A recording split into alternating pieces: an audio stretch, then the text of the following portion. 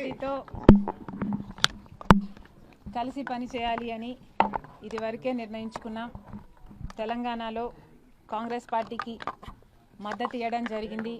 కనుకనే కాంగ్రెస్ పార్టీ ఈరోజు అధికారంలోకి వచ్చింది.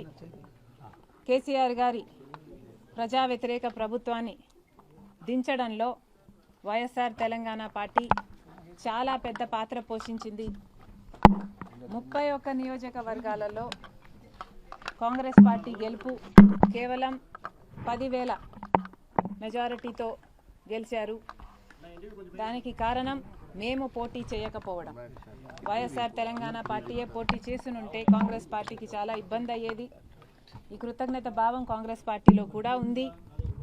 వైఎస్ఆర్ తెలంగాణ పార్టీకి నేను చేసిన త్యాగానికి కాంగ్రెస్ పార్టీ వాళ్ళు విలువనిచ్చి ఈరోజు నన్ను కాంగ్రెస్ పార్టీలోకి ఆహ్వానించడం జరిగింది.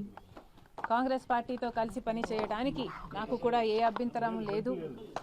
ఎందుకంటే ఈరోజు కాంగ్రెస్ పార్టీనే మన దేశంలో అతిపెద్ద సెక్యులర్ పార్టీ, ప్రతి ఒక్కరికి భద్రతనిచ్చే పార్టీ కాంగ్రెస్ పార్టీ. కనుక కాంగ్రెస్ పార్టీని బలపరచాలని మేము నిర్ణయించుకున్నాం. ఈ క్రమంలోనే అతి త్వరలోనే యాక్చువల్లీ రేపే ఢిల్లీకి ప్రయాణమై వెళ్తున్నాం. 1-2 రోజుల్లోనే మీ అన్ని ప్రశ్నలకు సమాధానాలు వస్తాయి.